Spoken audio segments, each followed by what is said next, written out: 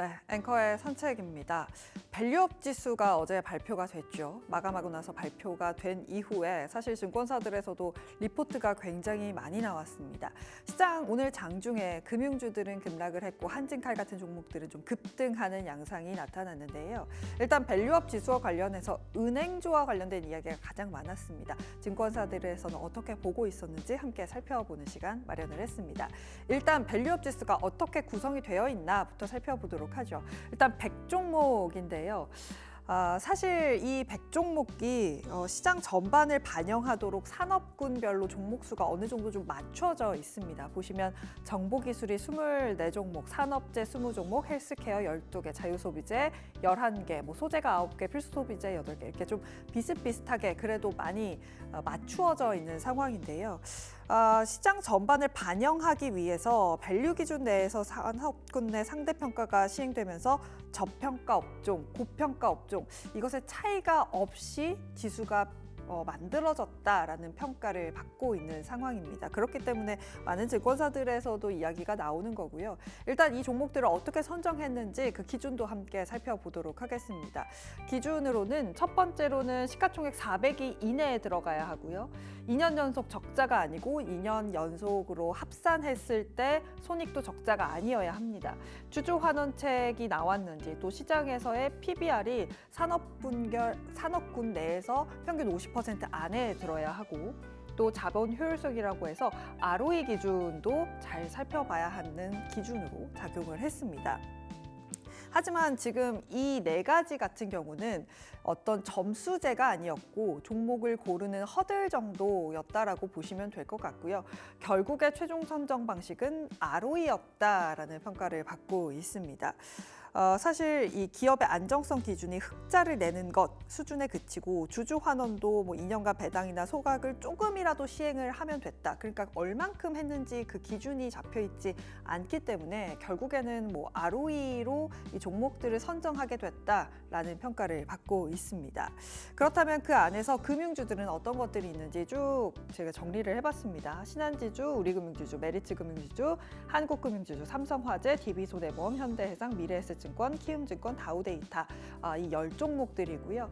이 안에 포함된 종목들의 시가총액을 표현한 겁니다. 가장 의아한 건 사실 KB금융과 하나금융지주가 들어가지 않았다라는 점일 것 같고요. 또 보험사들 중에서는 손해보험사들만 포함이 됐다라는 점일 것 같습니다. 특히나 은행, 통신, 지주사 등 전통 가치주들이 들어가지 않은 것이 좀 특이하다라고 할 수 있을 것 같습니다. 시장 기대와 달리 은행주 중에서는 또 두 종목만 들어간 것도 시장에서는 조금은 의아하다라고 느끼고 있는 것 같습니다. 적극적인 정책 호흡 대비 조금 아쉬운 결과다라는 평가를 받고 있습니다. 말씀드린 대로 KB금융과 하나금융지주가 포함이 되지 않았습니다. 보시면 PBR과 ROE를 표시한 지표인데요. 사실 시가총액 기준으로 본다면 포함이 됐어야 할 두 종목인데 왜 포함이 되지 않았을까? 결국에는 이 PBR이 업종 상위 50% 이내에 포함돼야 하기 때문에 이 두 종목은 들어가지 못했다라고 합니다. 은행주가 사실 작년까지 주가가 굉장히 좋지 않았던 상황이기 때문에 최근 2년 PBR을 따지게 된다면 상대적으로 낮을 수밖에 없는 상황이죠. 때문에 기업가치 재고계획 공시 여부가 지수의 편입 결정 변수로 작용했고 그래서 신한지주와 우리금융지주는 조기 공시기업 특례 편입으로 들어가게 된 것이지 PBR이라든지 ROE 때문에 들어간 건 아니다라고 할 수 있을 것 같습니다.